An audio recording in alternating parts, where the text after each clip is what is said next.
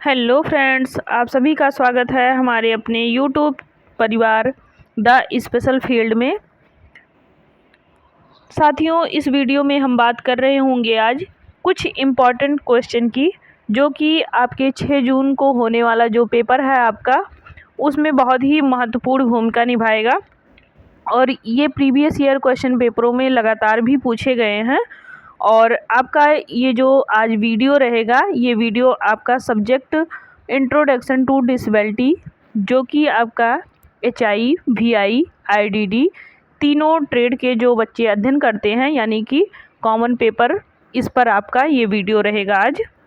तो इस पे जो महत्वपूर्ण क्वेश्चन है, चलिए उसके बारे में हम लोग चर्चा करते हैं।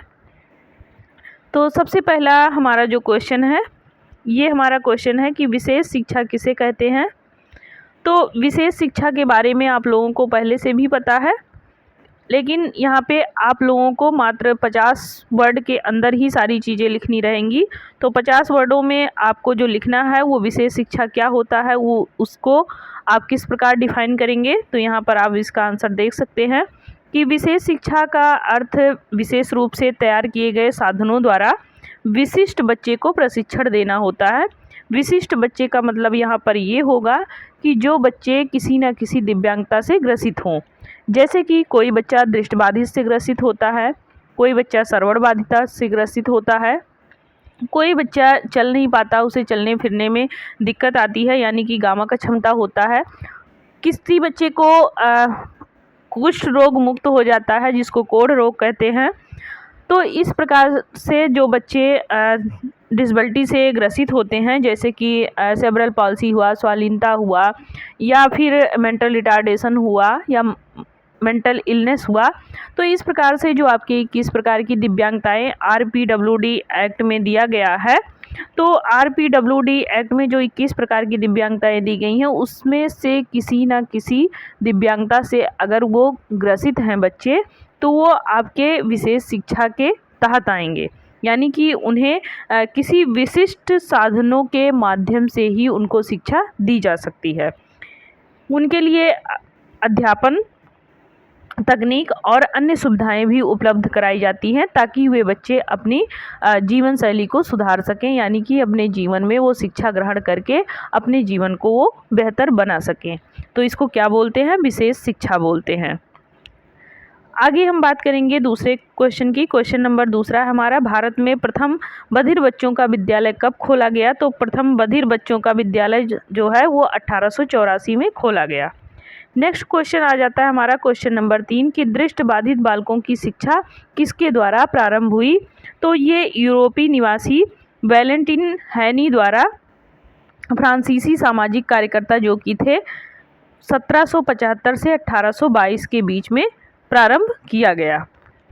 नेक्स्ट क्वेश्चन की बात करें हम, तो चौथा हमारा क्वेश्चन हो जाएगा कि दृष्टिबाधितों के लिए प्रथम स्कूल की स्थापना कब की गई।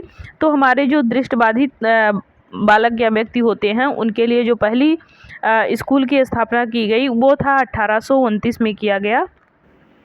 नेक्स्ट क्वेश्चन पर चर्चा करेंगे कि PWD एक्ट की स्थापना कब हुआ।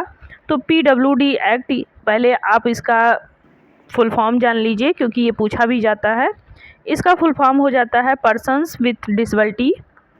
इसमें आपके 7 प्रकार की दिव्यांगताएं शामिल हैं, जैसे कि दृष्टिबाधिता, अल्प दृष्टिबाधिता, श्रवण बाधिता, चलन निःशक्तता, कुष्ठ रोग मुक्त, मानसिक मंदता और मानसिक रोग। तो ये 7 प्रकार की दिव्यांगताएं आपके PWD एक्ट में शामिल हैं। और इसके साथ साथ आपको RPWD एक्ट देखने को मिल सकता है, जिसमें आपके 21 प्रकार की दिव्यांगताएं शामिल हैं। तो आप देख सकते हैं कि PWD एक्ट की स्थापना कब की गई। तो इसकी स्थापना 12 दिसंबर 1995 में की गई। आगे हमारा क्वेश्चन है क्वेश्चन नंबर 6 कि माइल्ड बच्चों को कौन सी कक्षा तक पढ़ाया जा सकता है। तो इनको 5वीं कक्षा तक पढ़ाया जा सकता है। नेक्स्ट क्वेश्चन है हमारा 7 कि FACP का पूरा नाम बताइए। तो FACP, इसका फुल फॉर्म है functional assessment checklist for programming, ये इसका फुल फॉर्म हो जाएगा। नेक्स्ट क्वेश्चन है बेसिक एमआर का पूरा नाम बताइए। तो बेसिक एमआर का पूरा नाम हो जाएगा behavioural assessment skill for Indian children with mental retardation. तो ये आपका बेसिक एमआर का फुल फॉर्म हो जाएगा। नेक्स्ट क्वेश्चन है क्वेश्चन नंबर 9, आईईपी का पूरा नाम बताइए। तो आईईपी का पूरा नाम होता है इंडिविजुअलाइज्ड एजुकेशन प्रोग्राम। आगे हम नेक्स्ट क्वेश्चन की बात करेंगे। Question number 10, type of teaching learning materials कौन कौन से होते हैं। तो इसमें आप types of teaching learning material के नाम जान सकते हैं, जिसमें आपका पढ़ाने के दौरान जो चीज़ें आपके यूज में आती हैं उसमें आपका वास्तविक वस्तु हो जाता है। दूसरा नमूना हो जाता है, यानी कि जो टॉपिक आप पढ़ा रहे हैं उससे संबंधित कोई नमूना। तीसरा श्यामपट्ट हो जाता है, यानी कि श्यामपट्ट के माध्यम से भी आप बच्चों को पढ़ाते हैं कक्ष में। नेक्स्ट टेप रिकॉर्डर हो जाता है। अगला रेडियो हो जाता है, चलचित्र हो जाता है और टेलीविज़न। जब हम बच्चों को सिखा रहे होते हैं तो उन्हें कभी कभी कार्टून दिखा के छोटे बच्चों को, या फिर उनको टीवी दिखा करके और या बड़े बड़े पोस्टर दिखा करके इस प्रकार से उनको हम सिखाते हैं। तो इससे भी उनका जो शिक्षा का कार्य होता है वो पूर्ण होता है। नेक्स्ट क्वेश्चन आ जाता है क्वेश्चन नंबर 11 कि मूल्यांकन कितने प्रकार का होता है, उनके नाम लिखिए। तो मूल्यांकन जो होता है वो 2 प्रकार का होता है। एक होता है फॉर्मेटिव एवुलेशन, दूसरा होता है समेटिव एवुलेशन। तो ये आपके 2 प्रकार हैं जो कि मूल्यांकन के हैं। नेक्स्ट क्वेश्चन है आपका क्वेश्चन नंबर 12 कि रेल सुविधा यात्रा में विकलांग बच्चों को कितनी छूट दी गई है। तो यहाँ पे क्वेश्चन थोड़ा सा मिसप्रिंट है, यानी कि इधर उधर हो गया है। तो आप देख सकते हैं रेल सुविधा में जो दिव्यांग बच्चे होते हैं उनको कितने % की छूट मिलती है, 75% की छूट मिलती है, जो कि बहुत ज़्यादा में है। नेक्स्ट क्वेश्चन आप देखने को पा रहे हैं कि RCI का फुल फॉर्म क्या है। तो RCI का फुल फॉर्म होता है रिहेबिलिटेशन काउंसिल ऑफ इंडिया। इसका हिंदी नाम होता है भारतीय पुनर्वास परिषद। यहाँ अलग अलग हो गया है, थोड़ा सा आप ध्यान दे के इसको पढ़ लीजिए। नेक्स्ट क्वेश्चन है क्वेश्चन नंबर 14 कि IQ का फुल फॉर्म क्या है। यहाँ पे फर्स्ट लिखा है, ये इसको IQ आप समझेंगे। IQ इस प्रकार से आपका रहेगा। IQ का फुल फॉर्म होता है आपका इंटेलेक्चुअल क्वाइंट होता है।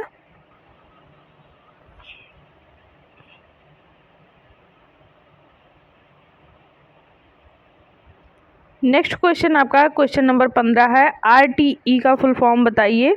तो RTE का फुल फॉर्म होता है राइट टू एजुकेशन एक्ट, 2009 में ये आया था आपका। नेक्स्ट क्वेश्चन है कि जीन पियाजे के अनुसार मनुष्य के विकास की अवस्थाओं को कितने भागों में बांटा गया है। कल ही मैंने इसको वीडियो में पढ़ाया है, आप लोग वहां जाकर इसको विस्तार रूप में पढ़ सकते हैं वहां पे। और जीन पियाजे के द्वारा मनुष्य के विकास की जो अवस्थाएं हैं वो यहाँ पे 3 प्रकार से बताया गया है, लेकिन यहाँ गलत बताया गया है। ये 4 प्रकार का होता है, जिसमें आपका संवेदीगामक अवस्था जो कि आपका 0 से 2 वर्ष, संवेदीगामक अवस्था यानी कि 0 से 2 वर्ष। और दूसरी अवस्था आपकी हो जाती है पूर्व संक्रियात्मक अवस्था या प्राक संक्रियात्मक अवस्था, 2 से 7 वर्ष। तीसरी अवस्था हो जाती है आपकी मूर्त संक्रियात्मक अवस्था, 7 से 11 वर्ष। और औपचारिक संक्रियात्मक अवस्था ये आपका लास्ट में है, तो ये आपका 11 से 15 वर्ष हो जाता है। तो इस प्रकार से जीन पियाजे ने 4 प्रकार की अवस्थाएं दी हैं। इसके बारे में आप विस्तार से CDP वाले क्लास में आप पढ़ सकते हैं, वो भी आपका कॉमन कोर्स है। नेक्स्ट क्वेश्चन है आपका क्वेश्चन नंबर 17 कि PP का अर्थ क्या है। तो PP का अर्थ होता है शारीरिक सहायता, यानी कि फिजिकल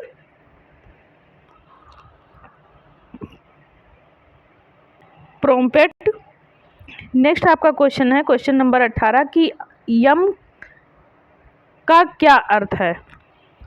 तो यम का अर्थ होता है मॉडलिंग, नेक्स्ट क्वेश्चन है आपका क्वेश्चन नंबर 19 कि IEP क्या है। तो इंडिविजुअलाइज्ड एजुकेशन प्रोग्राम आपका क्या है। तो यह एक प्रकार का दस्तावेज होता है जो माता पिता और विशेष अध्यापक या फिर मानसिक से जो ग्रस्त बच्चा होता है उसके हस्तक्षेप के लिए ये सभी इसमें उत्तरदायी होते हैं। यानी कि जो मानसिक मंद बच्चा होता है या बालक होता है या व्यक्ति होता है उसके हस्तक्षेप में ये जो आपके माता पिता और विशेष अध्यापक होते हैं इन सब की एक प्रकार से भूमिका देखी जाती है। नेक्स्ट आपका क्वेश्चन है कि क्वेश्चन नंबर 20 की विशिष्ट शिक्षा को परिभाषित कीजिए। तो विशिष्ट शिक्षा क्या है, आप देख सकते हैं विशिष्ट शिक्षा क्या है। हालमैन एवं काफमन के अनुसार अगर हम देखें तो विशेष शिक्षा का अर्थ होता है विशेष रूप से तैयार किए गए साधनों द्वारा विशिष्ट बच्चों को प्रशिक्षण देना। यानी कि अभी आप लोगों ने इसको डिफाइन किया था कि जो विशिष्ट बालक होते हैं यानी कि वो चाहे किसी भी दिव्यांगता से ग्रसित हों, चाहे वो बच्चे देख ना पाते हों, सुन ना पाते हों, चल ना पाते हों या फिर वो मेंटल रिटार्डेशन के हों, तो उनको जब हम शिक्षा देते हैं तो किसी ना किसी साधनों के माध्यम से ही देते हैं। यानी कि नई नई तकनीकों का भी प्रयोग करते हैं। इसके साथ साथ उन्हें अन्य सुविधाओं से भी अभिप्रेत करते हैं ताकि वो बच्चे उन सुविधाओं के माध्यम से भी कुछ ना कुछ सीख सकें और कुछ व्यावसायिक तरीके भी सीख सकें ताकि वो अपना जीवन यापन अच्छे से कर सकें। और विशिष्ट शिक्षा शब्द जो होता है वो अलग विद्यालयों में विशेष आवश्यकता वाले बच्चों के लिए ही जो शिक्षा दी जाती है उसके लिए प्रयोग किया जाता है। नेक्स्ट क्वेश्चन की बात करेंगे क्वेश्चन नंबर 21 की भारतीय इतिहास में बधिर बच्चों की जो शिक्षा है उनकी दिशा में जो जागरूकता होती है वो किस शताब्दी में आई। तो ये 19वीं शताब्दी में आई। यानी कि बधिर बच्चों की शिक्षा के लिए सबसे पहला जो कदम उठाया गया वो 19वीं शताब्दी में उठाया गया। आगे क्वेश्चन हम देखेंगे क्वेश्चन नंबर 22 की अंतर्राष्ट्रीय दिव्यांगता वर्ष कब मनाया गया। तो ये 1981 में सबसे पहले अंतर्राष्ट्रीय दिव्यांगता दिवस मनाया गया।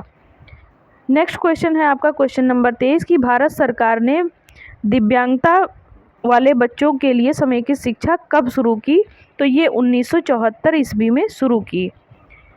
नेक्स्ट क्वेश्चन है कि जीन पियाजे के अनुसार मनुष्य के विकास की अवस्थाओं को कितने स्तरों में वर्गीकृत किया गया है। तो इनको 3 स्तरों में नहीं वर्गीकृत किया गया है बल्कि 4 स्तरों में वर्गीकृत किया गया है। जिसमें यहाँ पे आप देख सकते हैं ये आपका गलत तरीके से बताया गया। मैंने अभी पिछले प्रश्न में आपको बताया। पहला आपका संवेदी गामक अवस्था है, संवेदी जिसको इंद्रिय भी बोलते हैं, इंद्रिय जनक अवस्था। दूसरा आपका हो जाता है प्राक संक्रियात्मक। तीसरा आपका हो जाता है मूर्त संक्रियात्मक और चौथा आपका औपचारिक हो जाता है। तो ये 4 प्रकार की अवस्थाएं होती हैं जिसको जीन पियाजे ने डिफाइन किया है अपने सिद्धांत में। इनका सिद्धांत ही है अवस्था का सिद्धांत। नेक्स्ट हम बात करेंगे क्वेश्चन नंबर 25 1 से 10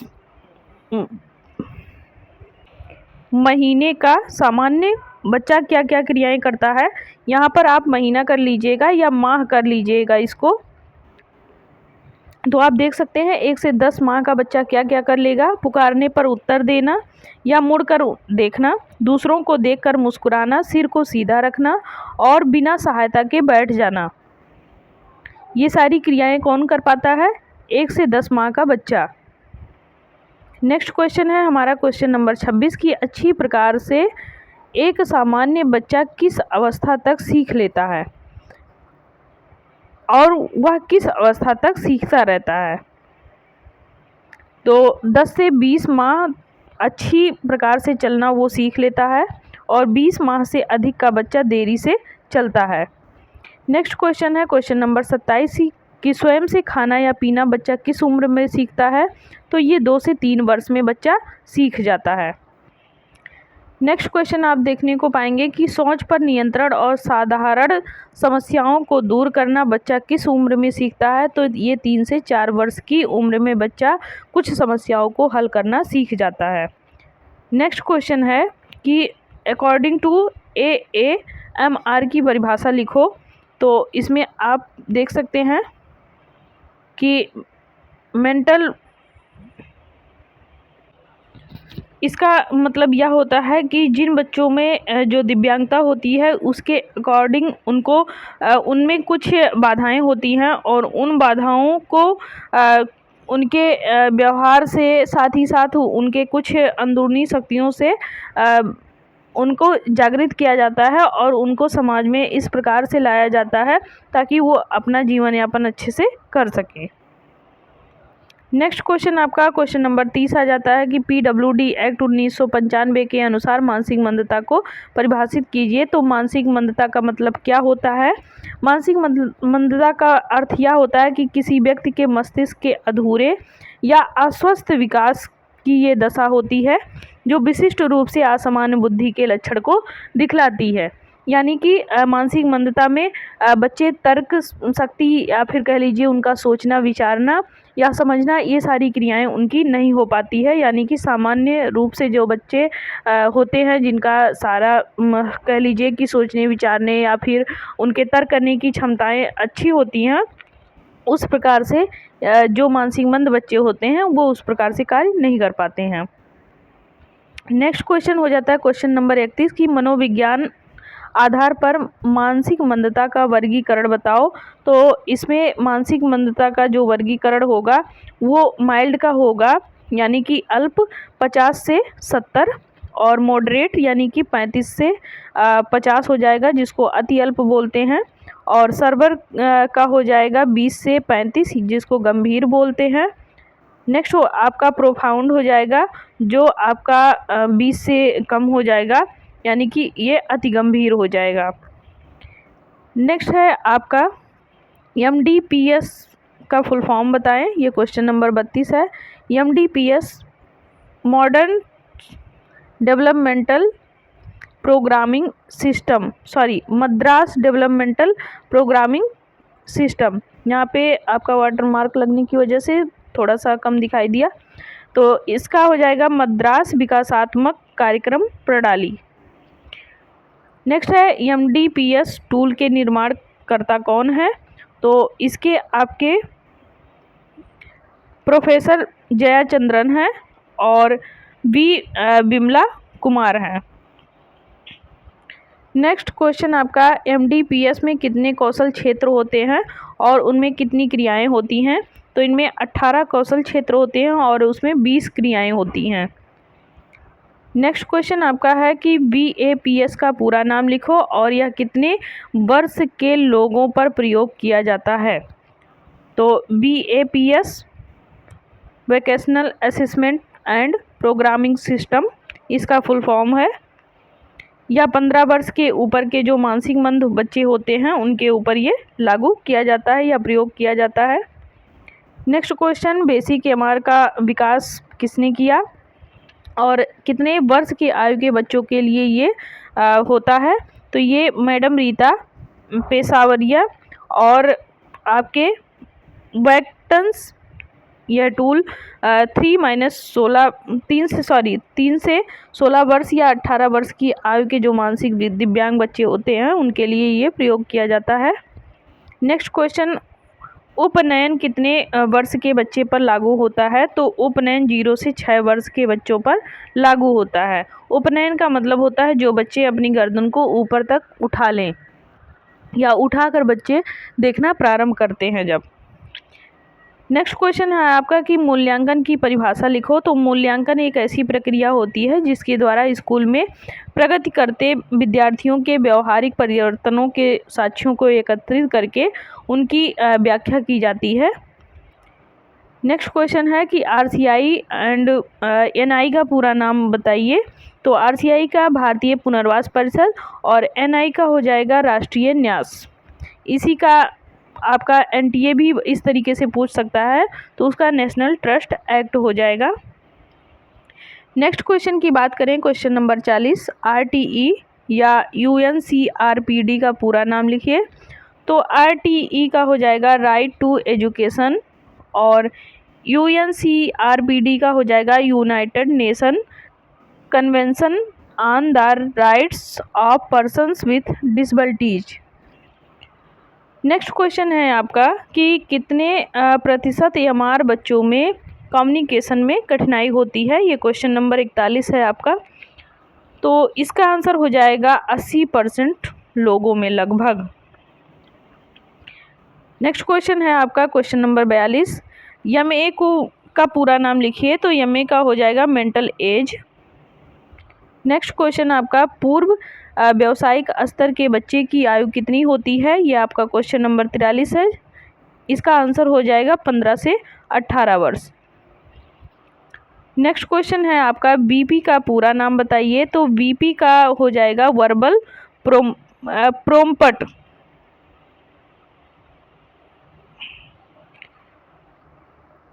नेक्स्ट क्वेश्चन आप देखिए कि मद्रास विकासात्मक कार्यक्रम प्रणाली में लाल रंग का प्रयोग किस क्रिया के लिए किया जाता है। तो लाल रंग का प्रयोग बी अक्षर के लिए या जो क्रिया बच्चा नहीं कर पाता है उसके लिए किया जाता है। नेक्स्ट क्वेश्चन नंबर 46 है हमारा कि हवाई यात्रा में दिव्यांगों को कितने % की छूट पाई जाती है। तो इसमें आप देख सकते हैं 50% की, यानी कि आधे छूट पाए जाते हैं। अगला क्वेश्चन है क्वेश्चन नंबर 47 की नौकरियों में दिव्यांग व्यक्तियों को कितने % की छूट दी जाती है। तो नौकरी में 3% दी जाती है। ये किसके माध्यम से दी जाती है, PWD एक्ट के माध्यम से दी जाती है। और वहीं अगर RPWD एक्ट की बात करें तो 4% हो जाएगा आपका। नेक्स्ट क्वेश्चन की बात करें कि केस 1 का एक शॉर्ट ड्रीम गोल बताएं। तो इसका हो जाएगा 10 से 15 तक गिनती की पहचान करना या जालियां बनाना। क्वेश्चन नंबर 49 हो जाएगा अपने केस 2 का नाम बताइए। तो केस 2 का नाम हो जाएगा 15/8/2000 कोष्टक में XYZ। और क्वेश्चन नंबर 50 सामान्य बच्चे का IQ कितना होता है। सामान्य का 90 होता है। माइल्ड बच्चे का IQ कितना होता है, ये 51 है आपका। तो ये 50 से 70 हो जाएगा आपका IQ लेवल जो माइल्ड बच्चे होंगे। नेक्स्ट क्वेश्चन है क्वेश्चन नंबर 52 मॉडरेट बच्चे का IQ कितना होता है। तो मॉडरेट बच्चे का IQ जो होता है वो 50 से 49 होता है। क्वेश्चन नंबर 53 हो जाएगा कि सर्वर बच्चे का IQ कितना होता है। तो सर्वर बच्चे का 20 से 34 होता है। अगले क्वेश्चन की बात करें तो इसमें पूछा गया है कि प्रोफाउंड बच्चे का IQ कितना होगा। तो 20 से कम होगा। क्वेश्चन नंबर 55 है कि भारतीय पुनर्वास परिषद की स्थापना कब हुई। तो इसमें आप देख सकते हैं पुनर्वास गलत लिखा हुआ है।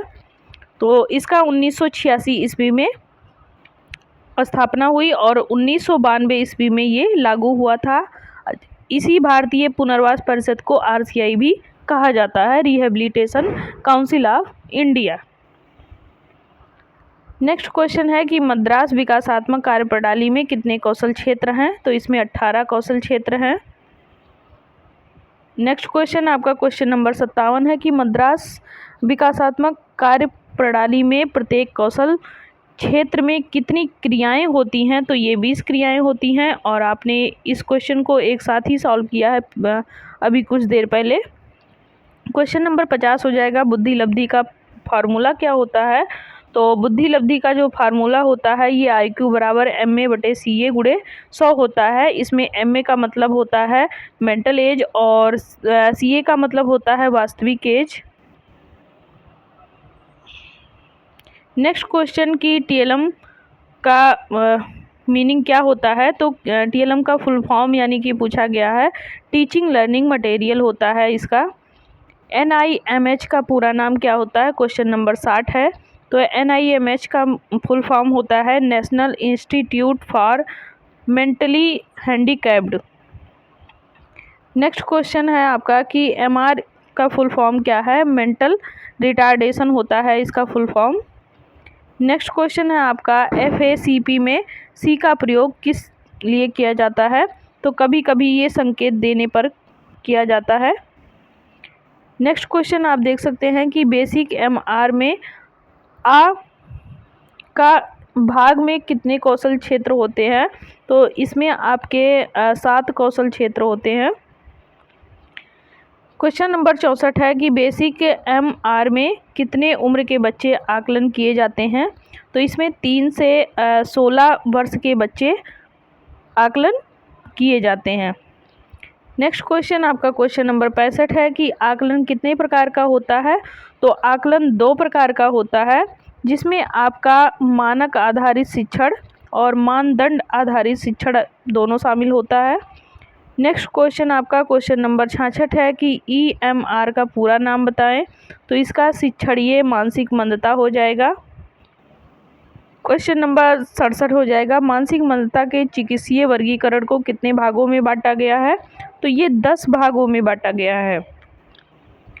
आगे हम बात करेंगे क्वेश्चन नंबर 68 की एमडीपीएस में कौन कौन से व्यवहार का आकलन किया जाता है? तो इसमें आपके अनुकूलन व्यवहार का आकलन किया जाता है। आगे बात करेंगे हम कि एफएसीपी में इस एन चिन्ह का क्या मतलब होता है? तो इसका मतलब होता है नॉट एप्लीकेबल, मतलब लागू नहीं है। क्वेश्चन नंबर 70 हो जाएगा कि बेसिक एमआर से भाग ए में संकेत देने पर कितने अंक दिए जाते हैं? तो 4 मार्क्स दिए जाते हैं, यानी कि 4 नंबर दिए जाते हैं। आगे बात कर रहे होंगे हम कि क्वेश्चन नंबर 71 की अति चंचलता व्यवहार बेसिक एमआर के कौन कौन से भाग आते हैं इसमें? तो इसमें भाग बी आता है आपका। क्वेश्चन नंबर 72 है आपका विशिष्ट शिक्षा किसके लिए आवश्यक होता है? तो विशिष्ट शिक्षा उनके लिए आवश्यक होता है जो शारीरिक, मानसिक एवं सामाजिक विशेषताओं में थोड़े से अलग होते हैं। किस प्रकार का ये व्यवहार करते हैं, ये इसमें देखा जाता है। क्वेश्चन नंबर 73 है बिना सहायता के बच्चे कितने माह तक खड़े हो जाते हैं? तो ये 9 से 14 माह में बच्चे बिना सहायता के भी खड़े होने लगते हैं। क्वेश्चन नंबर 74 है असेसमेंट टूल्स कौन कौन से होते हैं? तो इसमें आपका बेसिक एमआर आ जाएगा, एमडीपीएस, बीएडीएस या फिर सीपी, ये सभी आपके शामिल होंगे। क्वेश्चन नंबर 75 है एमडीपीएस में कुल कितनी क्रियाएं होती हैं? तो इसमें 360 क्रियाएं होती हैं।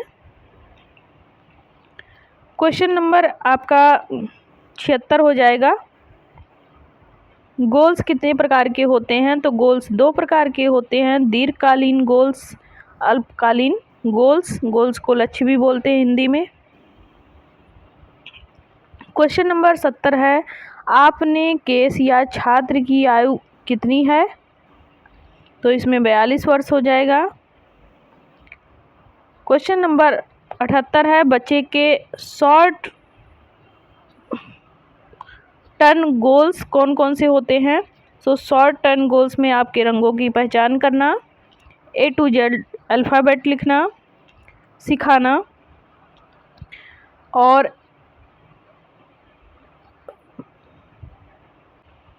ये आपका समझ में नहीं आ रहा है, इसको हटा देते हैं।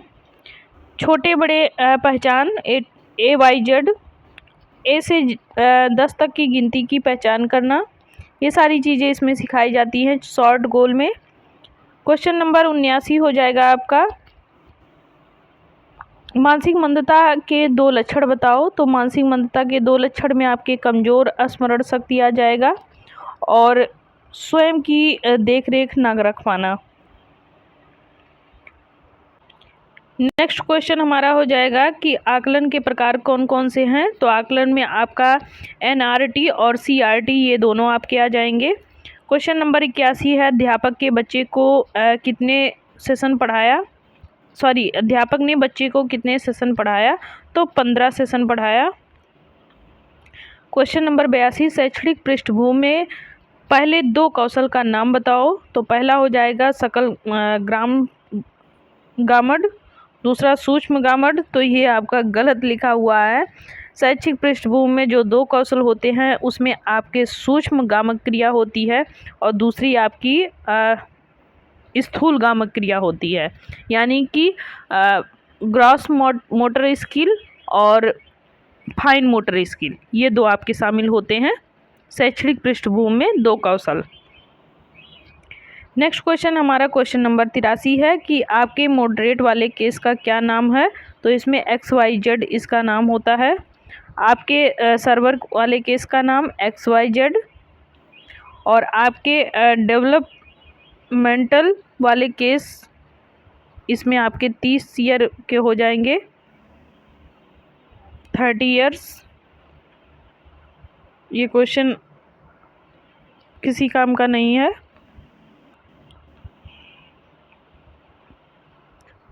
आप यहाँ पे देख सकते हैं, ये क्वेश्चन नंबर 90 है आपका, कि आपका मॉडरेट कैटेगरी वाला बच्चा 15 सेशन तक पढ़ाने के बाद वह कितना % सीख गया है। तो वो 50% सीख जाता है। नेक्स्ट क्वेश्चन है आपका, मद्रास विकासात्मक कार्यप्रणाली में कितने कौशल क्षेत्र व इनमें क्रियाएं शामिल हैं। तो 18 कौशल और 20 क्रियाएं शामिल हैं, वही आपका रिपीट हो गया है। नेक्स्ट बात करेंगे, अंतर्राष्ट्रीय दिव्यांगता वर्ष कब घोषित किया गया। तो ये 1981 में घोषित किया गया। RT एक्ट कब बना। तो ये 2009 में बना। आगे बात करेंगे, ये सारे क्वेश्चन आप देख सकते हैं, इसको हम लोगों ने पढ़ा है। ये क्वेश्चन है आपका कि कोई एक एक्ट का नाम बताएं। तो एक्ट का मतलब भारतीय पुनर्वास परिषद, RCI, इसको भी लिख सकते हैं आप। हम बच्चों को पेयर फोर्समेंट क्यों देते हैं। तो इसलिए देते हैं कि ताकि बच्चा कार्य को पूरे मन से या रुचि लगाकर उसमें काम करे। नेक्स्ट क्वेश्चन है कि एक विशेष शिक्षक बच्चे को मोटिवेशन क्यों देता है। इसलिए देता है कि बच्चा कार्य के प्रति अपनी रुचि को बढ़ाकर उस कार्य को समझ सके और उस कार्य को कर सके।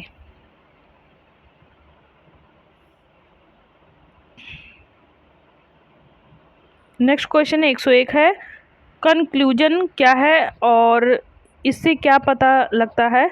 तो कंक्लूजन निष्कर्ष में एक शिक्षक बच्चे को पढ़ाने के बाद वह कार्य में कितना निपुण हुआ इसका पता लगाता है।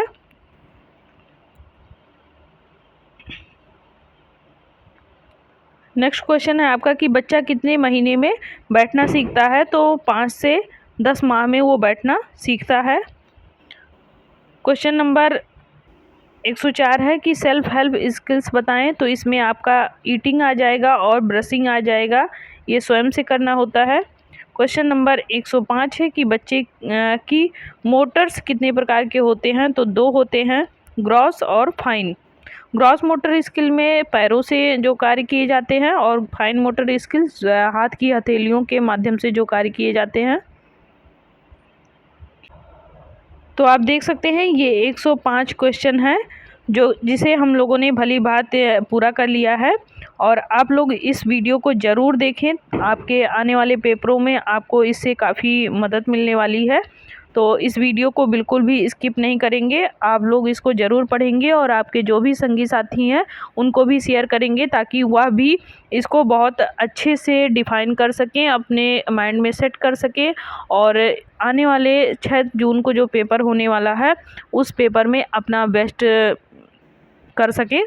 तो इससे उम्मीद है कि आप लोगों का पेपर भी अच्छा रहेगा।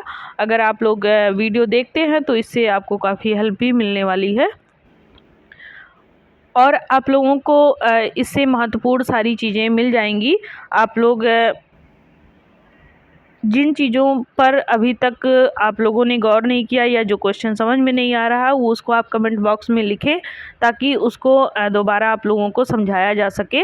अगर नहीं समझ में आ रहा, जो क्वेश्चन नहीं समझ में आ रहा, तो आप लोग लिख के भी कमेंट बॉक्स में डाल सकते हैं और उसका निवारण किया जाएगा। तो तब तक के लिए आप लोग स्वस्थ रहें, मस्त रहें, अच्छे से पढ़ाई करते रहें। बस आपके पास मात्र 1 दिन का समय और है और आपको पेपर देने जाना है।